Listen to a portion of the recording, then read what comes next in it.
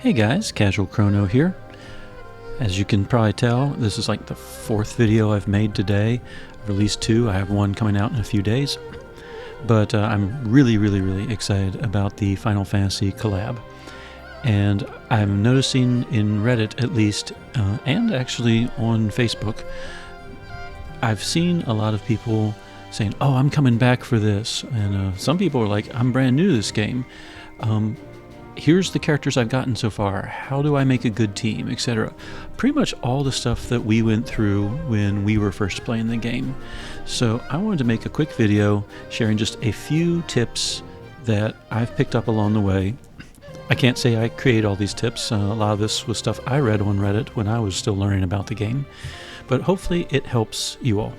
My first tip is how to assemble fairly good, at least in my opinion, free team very early in the game.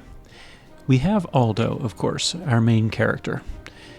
If you click on ability, you can see a bunch of personalities. Now, if you're a new player, you probably don't have a lot of these personalities. You can actually gain personalities as you play. But the main thing right now is Aldo is a fire type user. There are 3 free characters that I feel make for a strong early on fire team. Aisha. Aisha is a really incredible character. Probably somewhat overpowered when she was first released. In order to get Aisha, all you have to do is clear chapter 13 of the main storyline, go to Parsifal Palace, and complete her character quest. That's it. It takes just a few minutes. And when she joins you, even if she joins you as a guest, you can still run around and use her to her full abilities. So Aisha is a free character. She's awesome for multiple reasons. She's a character you can get early on that can deploy 2 zones. She can deploy a fire zone, and she can deploy a water zone, which for like chapter 13 is awesome. Now, I will caution you all, it's been a while. I don't know at what levels these characters learn some of these skills. So, when they go through their talent tree and everything, I don't know how far along you have to be to unlock some of these skills. So it's not like you can use all these skills at level 1, but the capability is there, and that's kind of what I'm focusing on right now. So Aisha can deploy both fire and water zones, not at the same time. Depending on which zone is deployed affects the skills. Jewel Concerto, if you're in a fire zone, it provides the party a regen, and it reduces fire resistance of an enemy. If you happen to be in water zone, it reduces water resistance of a single enemy. So Jewel Concerto provides you with healing, it attacks an enemy, and it reduces a resistance. Eternal Fantasia is the other skill I highly recommend. For fire zones, it improves the entire party's power, intellect, and speed. If you happen to be in a water zone, it debuffs the enemy's power, intellect, and speed. In both cases, it lasts 5 turns, so you use it once and you can forget about it for a while. And if you're not familiar with zones, once you deploy a zone, if it's just a regular zone, it never goes away. If the enemy removes it, which they can, that's possible. If you awaken a zone, awakened zones only last a certain number of turns, but just a regular zone will never go away. And very early on in the game, it's really, as far as I'm aware, it's pretty rare because zones themselves weren't super commonplace until many chapters later. So you have this free character, deploys a fire zone, heals the team, and buffs the team. That's awesome. You know Aldo, you love Aldo, he's awesome. Atelier Ryza and the Octopath Traveler. Let's see if I can story.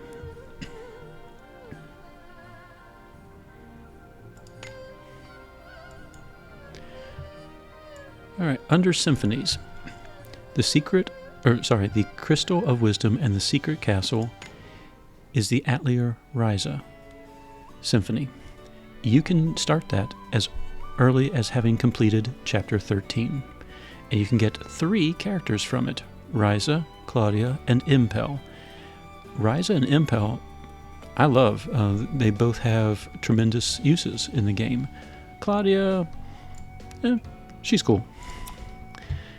The other one, especially if you're familiar with Square games, Octopath Traveler did a crossover a while ago, and it also has 3 characters that are available to it: Cyrus, Partitio, and Tithy.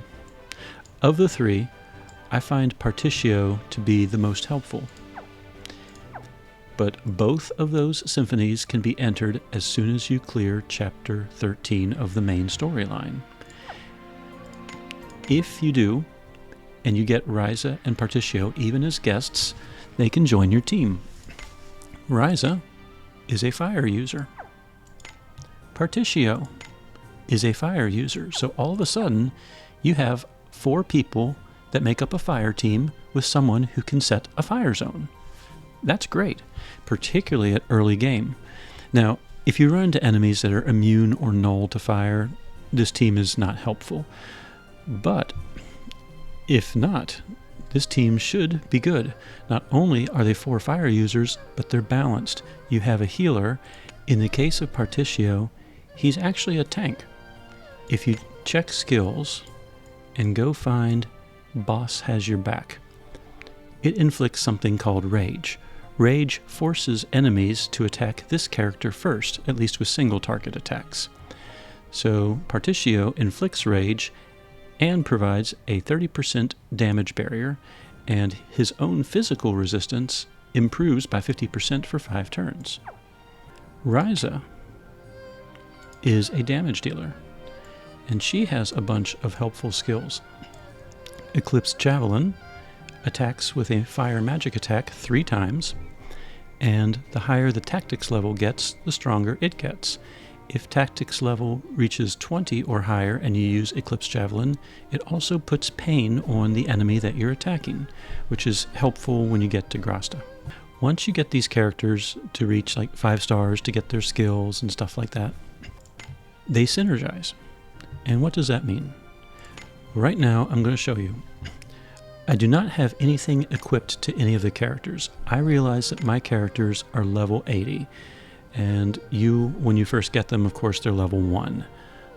Or actually, I think maybe like level 20 or something. I forget what level they arrive at. But so obviously, my characters are stronger. But just to kind of show you the general thought process here, I have the 4 of them, no sidekicks. Yes, they're level 80. Yes, some of them are Stellar Awakened, which if you don't know what that is, don't worry about it yet. So know that obviously your attack levels and your magic attack levels are going to be much lower than mine.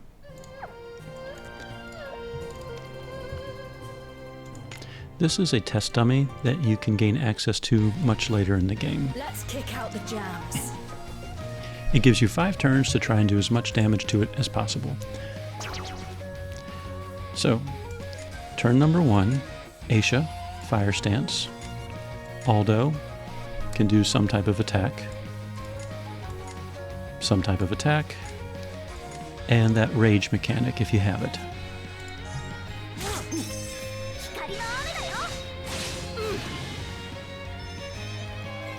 Now that there's a fire zone, and it'll show up there next to the tactics level,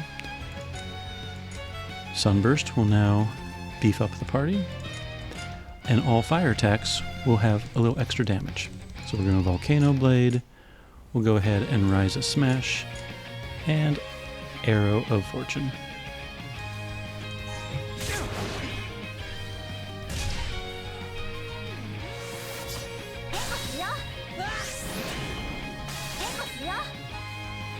You'll notice that completely unequipped, Ryza is already doing 100,000 damage on an enemy. Now we're going to blaze Concerto to reduce the, I was going to say bag baddies. The test dummy's fire resistance is going to be reduced. Aldo will continue to attack. We'll continue to use Eclipse Javelin. And we will continue to use Arrow Fortune. Wild Stallion is something that Particio gets if he's Stellar Awakened, and obviously he will not be Stellar Awakened when you first get him, so we'll just stick with skills that you can get relatively quickly.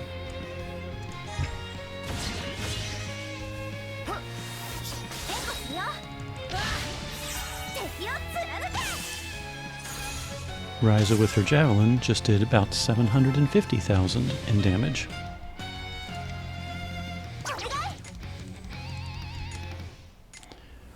We'll just continue doing Eclipse, Slash,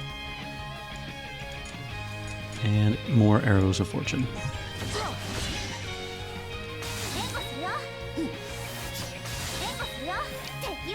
Now, Ryza, who remember is completely unequipped, is doing 600,000 per hit, and Aldo is doing 500,000.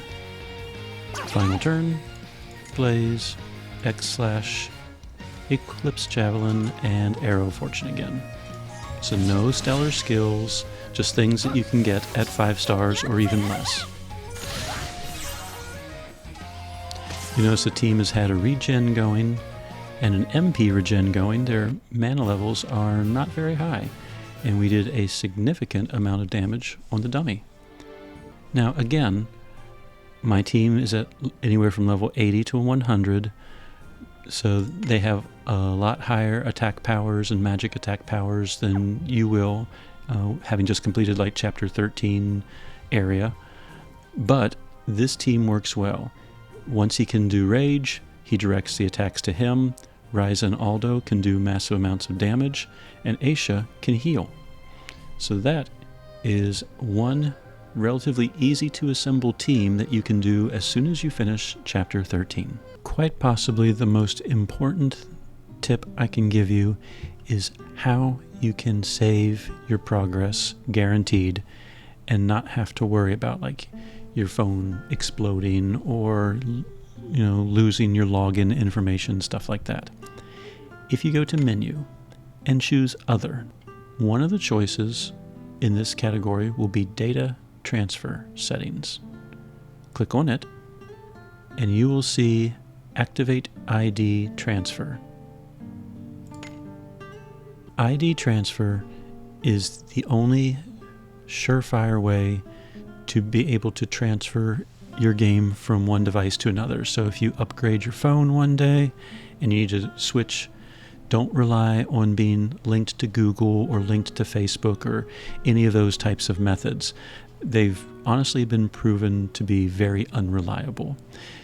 When you activate an ID transfer, you'll be given 2 pieces of information, your transfer ID and your password. And of course you get to make your own password. Once you activate it, save that, screenshot it, write it down, save it on a different device, because if you screenshot and save it on your phone and then your phone blows up, then you don't have access to your transfer ID anymore. Store it in multiple places if you need to, but then if there's ever an issue, you have your ID, you have your password, and you can transfer it. Another Eden is a little weird. You can only have it active on one device at a time. So I play on BlueStacks, an emulator. So I don't have it on my phone. If I take a trip, I'm not playing. I can't have it on both devices, unfortunately. A lot of other games you can, but for whatever reason, another Eden doesn't work that way. So definitely activate your transfer ID, write it down, screenshot it, save it on a different device, whatever. It is extremely valuable. It's probably the most important tip I can give you. My next tip. In order to make your gaming experience infinitely more fun and relaxing, there are some characters that, if you're lucky enough to have pulled them, have abilities that will attack all enemies and not use any mana. They're great for farming, and they're still pretty good even for bosses and stuff like that. The first of them is a young lady named Flammopolis. Her normal style, and you know she's normal style because she has 5 gold stars. Her normal style, when you get into a fight, her very first attack skill, normally it will say like the word attack, is something else. Hule Treshu. For the first 3 turns of battle, she does a preemptive water magic attack on all enemies. It's guaranteed critical, and the fewer the turns, the stronger it is. So you'll notice that 2 of the enemies resist water attacks. They also have this weird little symbol that looks like a broken shield. That means it's a break, and they are basically defenseless. Hule Treshu does not take any mana. So you choose it, you choose attack, she's preemptive, she goes first, she kills everything. Who's hungry? And in case you're wondering, she does not have any gear equipped. So with her in your party, it doesn't matter who else is in your party with you, you can run around all you want. The second you get into a fight, it is on repeat up here. And that will remember the last skill you used. So basically you get into a fight, you just click attack.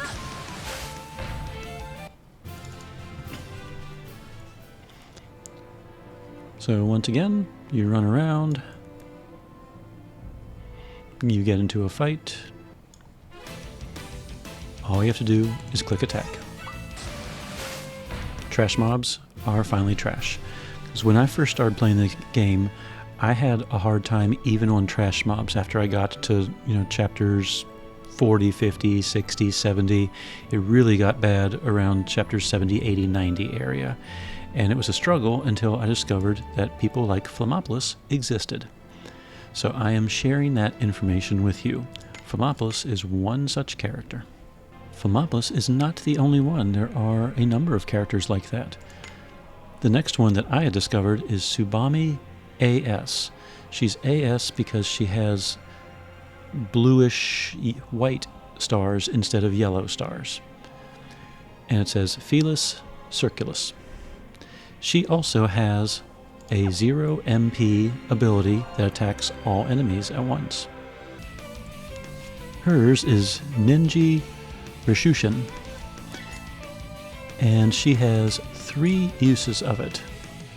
So it's not the first 3 turns of battle, it's just 3 times in the entire fight. You can use it first thing if you want, and it is a preemptive earth attack on all enemies, and it is a guaranteed critical. I could eat a meal. Or 5. There you go.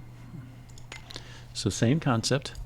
She is completely unequipped, and she can walk around and defeat trash mobs simply by auto-attacking with her base skill. The next character who can do that is Annabelle ES, Holy Sentinel. She's ES because she has kind of teal, white, some dark blue in there stars. So normal style, AS style, ES style. It's her ES form, the Holy Sentinel form. If you happen to pull it, it does not have to be Stellar Awakened. She also can just run around and kill things with her base attack. It's called Momentous Thrust. It's preemptive, so it always goes first, and it's a guaranteed critical. It also happens to remove buffs if they survive, and it consumes what's called the Miglance Gleam, which is something that she has at the start of the fight. It is not a Stellar Awakening feature. Only halfway there to the promised land. So completely unequipped again. Now I realize she's level 100, and if you pull her, she won't be level 100, but you have yet another character that can run around And when she gets into a fight, she can attack all enemies right away and not spend any mana at all to do so. If you're here to fight, then so am I. And done. The next character who can do this, if you are lucky enough to pull Felmina ES, her Erinis form, she has an ability that can do that too. It's called Shatterglass. And it is her first skill as well. It's preemptive, it's water type attack, attacks all enemies. There you go. And that is completely unequipped as well. That's pretty much just base damage at level 80. So again, remember, I realized that if you happen to get one of these characters in a pool, I realized they're not going to be quite that strong, but if you equip some weapons, some armor and stuff like that, you can kind of sort of make up the difference. If they're like level 30 or 40 with gear equipped versus level 80 and unequipped, I mean, this is the best I can do. I can't de-level my characters. But just realize that a lot of characters just run around, have some sort of base ability that can utterly obliterate everything with ease. Let us end this quickly. And does not suck away any of your mana. The shadows grow deeper. Next up, another character known as Hozuki. This is her altar form. It's known as Yukano Mitama. And of course, just like the others, she is unequipped.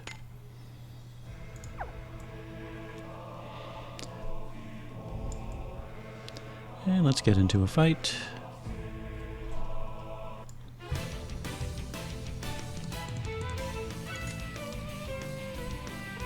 She has Okamizaki. It's preemptive, fire attack, extra large, and you can activate it once per battle. Since it's preemptive, it goes first, so if you use it first thing, first turn, Ow! Come on! she can attack all enemies with it.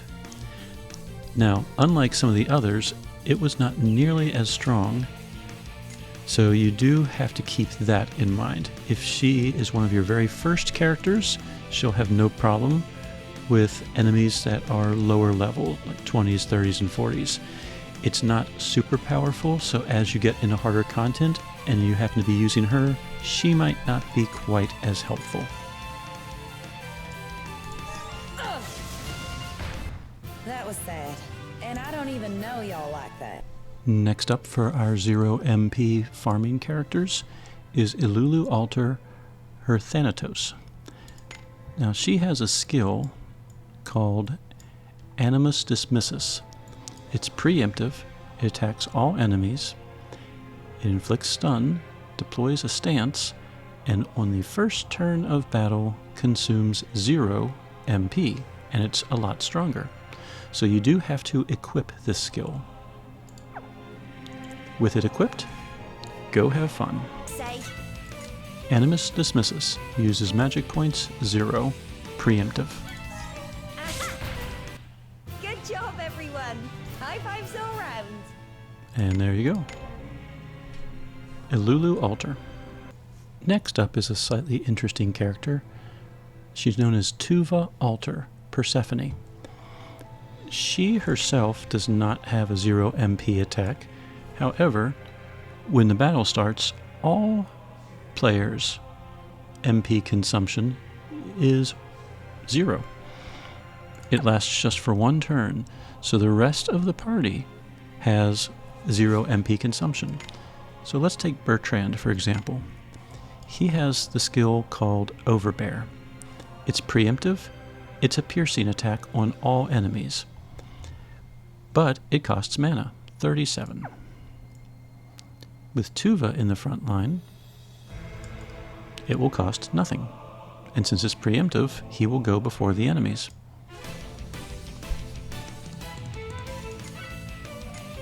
You'll see, Overbear uses magic points 0. All of his skills are 0. And then Tuva, of course, all of her skills are 0, but she doesn't have any preemptive attacks. So just Tuva by herself, it's possible she might go after some enemies do.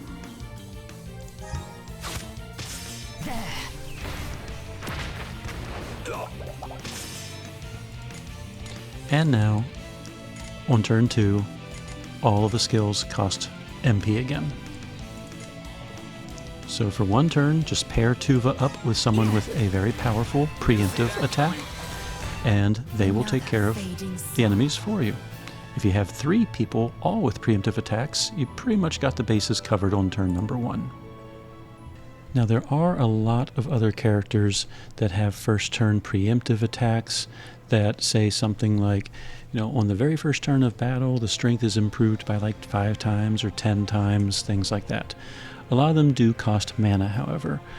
The ones I tried to focus on were characters where you will not have mana issues at all. You just run around with 1 or 2 of them in the party, and you have your bases covered. However, quite possibly the most awesome character in the game, one of the highest ranked characters on pretty much anyone's tier list, is a character known as Sesta. She has a normal style and another style. Her normal style, Fenrir, has a unique ability. If you pair her up with any 3 wind users, it does not matter who. So let's grab Amy. Let's grab Lavinia. And let's grab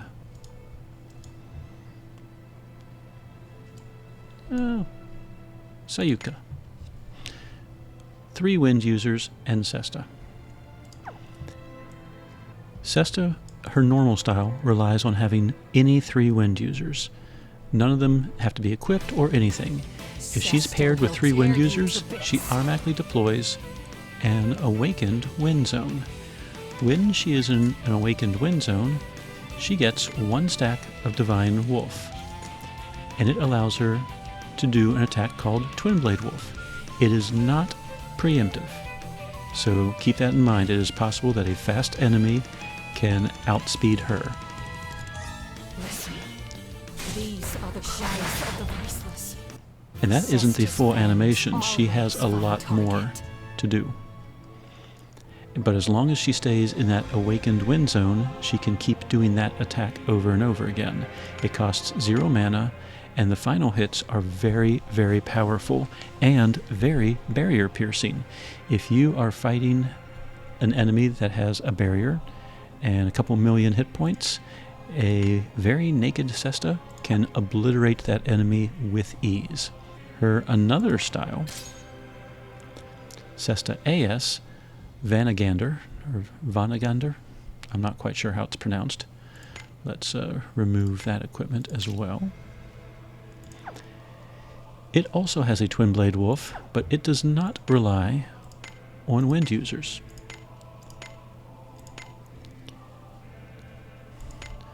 Sesta AS simply has 4 uses of Twin Blade. You could use all 4 on turn number 1 if you blew an AF gauge, or you could use 4 back-to-back turns, whatever makes you happy.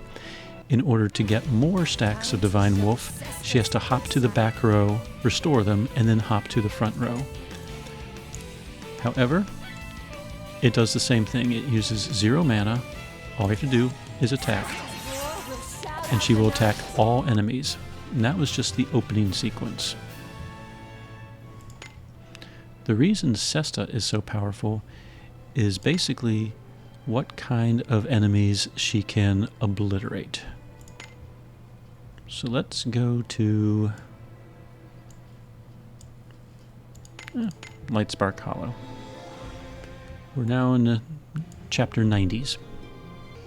Remember, she is still naked. Let's get to work. The enemies are level 140.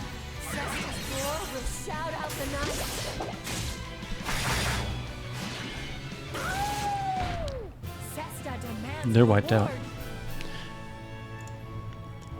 So she Sesta AS can carry your team all by herself without any gear all the way into basically the final chapters of the game.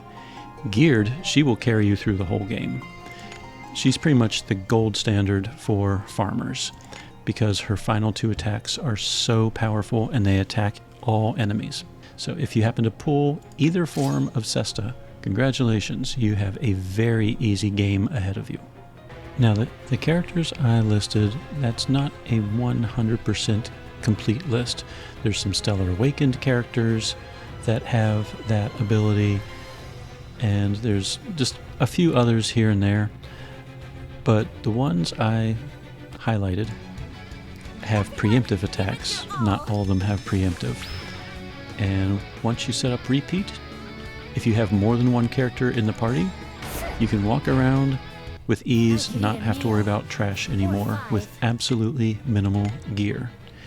Here we are in the Mark of God's Tomb.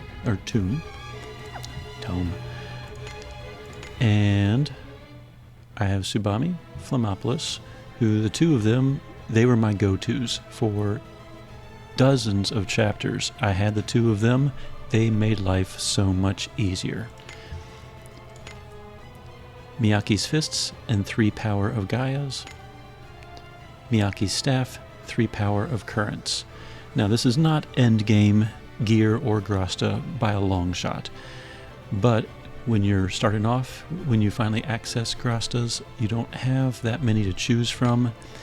If you can awaken them to have like water type attacks plus 20 or plus 30%, and the Power of Gaias are the same thing only for earth attacks, plus 20 or plus 30. 3 of them, plus Subami, and her attack is strong. 3 of them, plus Flammopolis, and Flammopolis' attack is strong. Flammopolis, if you happen to have her, also has one additional benefit. She has a very powerful attack, not preemptive, called Neptune.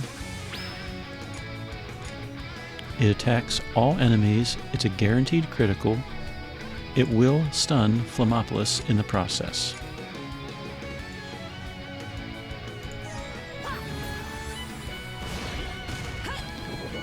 But you just saw 1 million per enemy in damage from Flammopolis' Neptune. So imagine doing that to a chapter boss, for example. If you get Flammopolis early enough, she will make your life tremendously easy to anything that's not null or absorbing water. But if you have more than one of the characters I listed together on the same team, if one does happen to be immune to water, chances are the other character can still do damage. On the note of the next tip, there is a campaign going on that you may or may not be aware of, particularly if you're a new player. If you go to Notices and go to the Campaigns section and scroll all the way down, you get free 5 stars just for progressing in the story. If you progress and pass chapter 45 before the end of 2025, you get to choose Sukiya or Subame as a character. Your choice. If you clear chapter 56, you get Kikyo. No questions asked.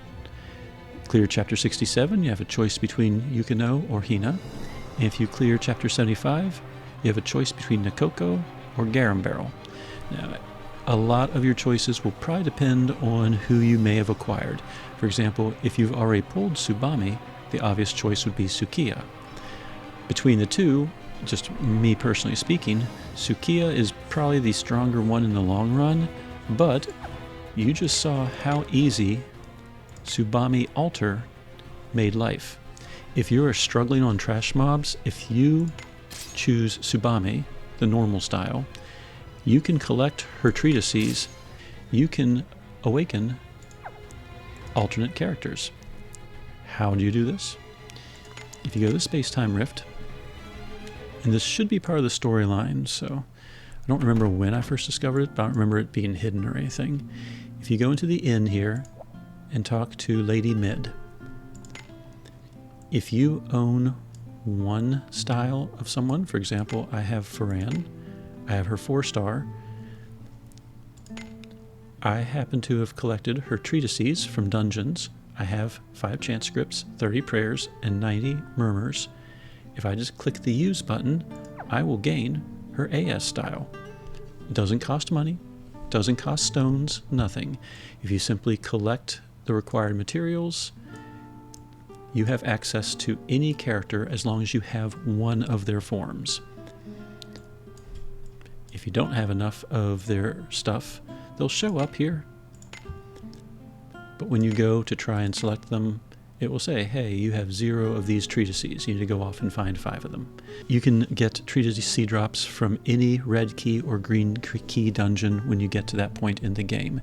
So it's a good idea to use your keys up daily because they restock over time. And you never know when you're going to need a treatise. It's a completely random drop. It doesn't matter what dungeon you do. Treatises, opuses, and codices drop randomly. Tomes, however, if you need a tome for someone, if you're trying to get their 5-star base form, which I don't know if I have any that need that.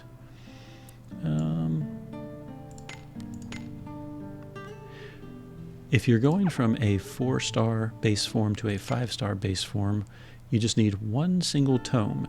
Tomes do drop from specific dungeons, so if you are trying to 5-star a base form, a normal style form, the gold stars, you can run that particular dungeon over and over and over again and hope for the tome to drop.